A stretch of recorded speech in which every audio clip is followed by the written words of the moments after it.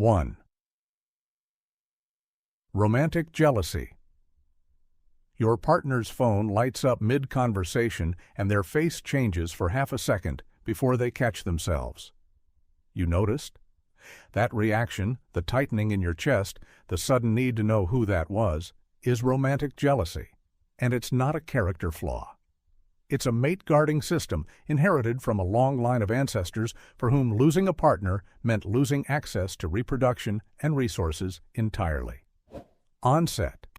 Any cue that suggests a rival or a threat to the relationship, a lingering glance, a name mentioned too casually, triggers the same stress hormones as any other perceived threat: cortisol and adrenaline. Peak. This is where the system pushes you into hypervigilance.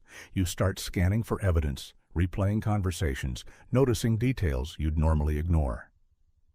Research on this system has found an interesting split.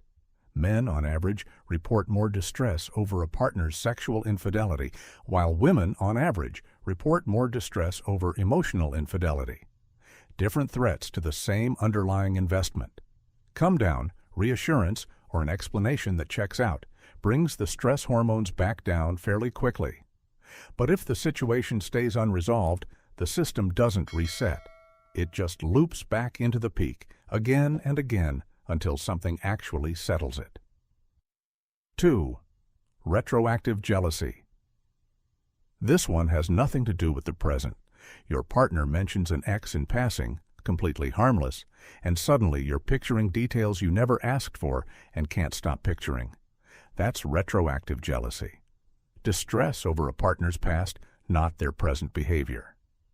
Onset. A single offhand comment is enough.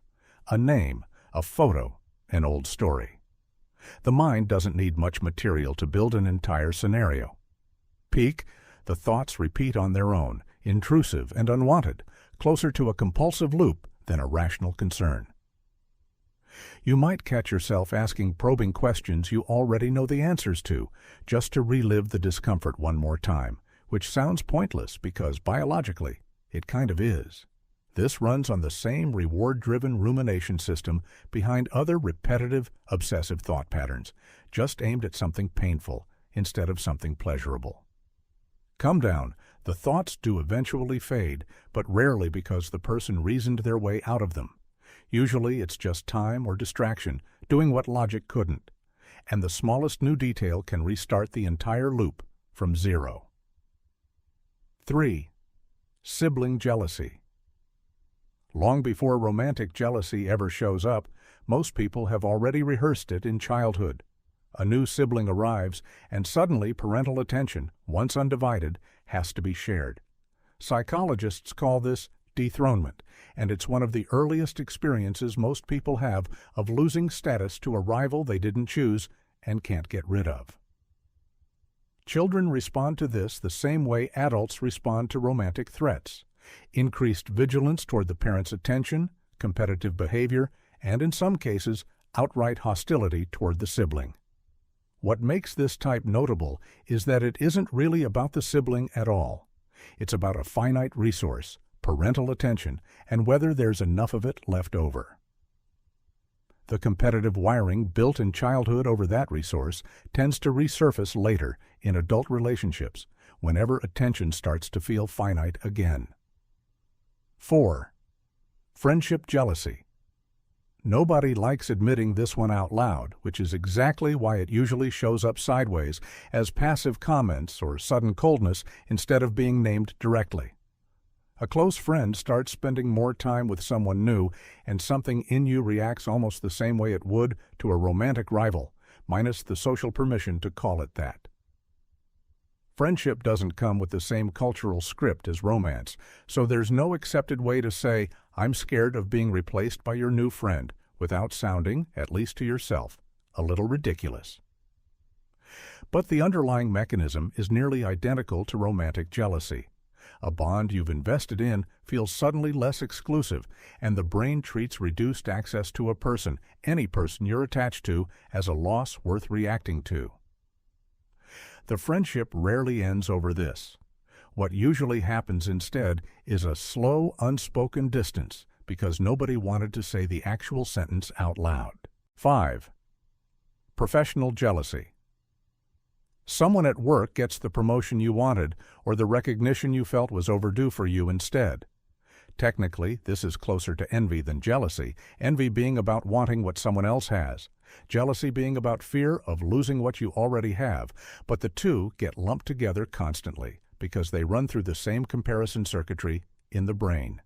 Status and rank get tracked automatically, whether you want them to or not, and seeing someone else move up while you stay in place registers as a kind of loss, even though nothing was technically taken from you. This is uncomfortable to admit specifically because professional environments reward the appearance of being unbothered. So this type of jealousy usually gets suppressed in public and expressed later, in private, as low-grade resentment that has nowhere productive to go. 6. Social comparison jealousy. This type is different from every other one on this list because, unlike sibling rivalry or a partner's wandering glance, it's engineered on purpose. Every platform you scroll through is optimized to show you the most enviable version of everyone else's life. On-set, a single post, a vacation, a relationship milestone, a body someone else has, is enough to spark a comparison you didn't ask to make. Peak.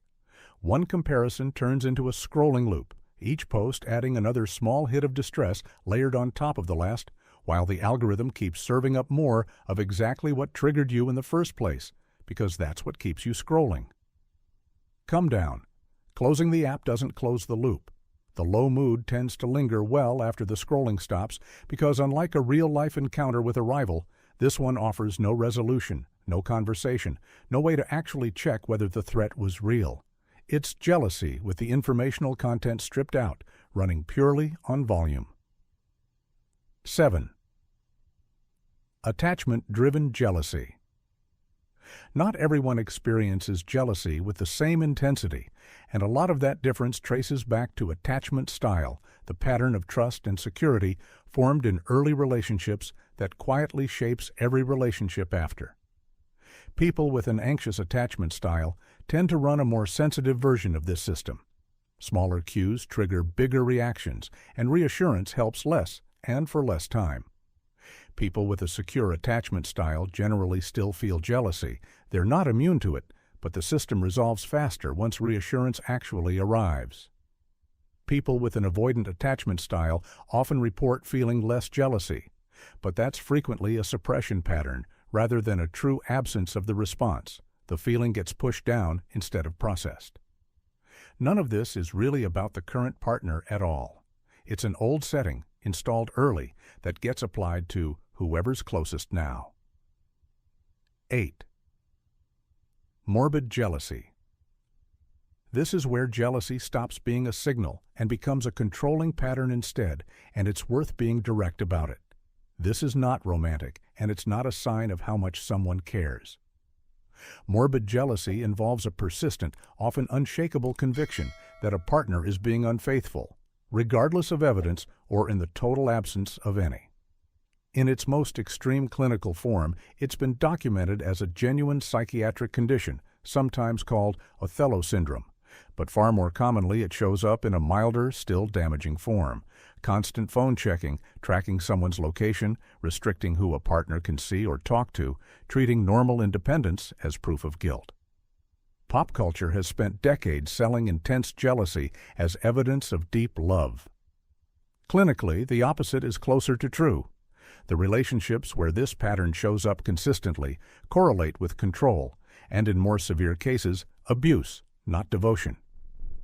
A partner feeling secure enough not to need constant reassurance isn't a red flag. Needing to monitor someone constantly to feel calm is. 8 types: romantic, retroactive, sibling, friendship, professional, social comparison, attachment-driven, morbid. None of them are really about the specific person triggering the reaction. They're all the same underlying system, threat detection aimed at something you don't want to lose, just wired to fire in different directions depending on what you're afraid is finite. Attention, status, loyalty, time. The goal was never to feel none of it. It's knowing which system just fired before you let it make your decisions for you. If you just recognized yourself in more of these than you'd like to admit, that's fine. That's kind of the entire premise of this channel. Subscribe if you'd rather understand the system than keep getting blindsided by it.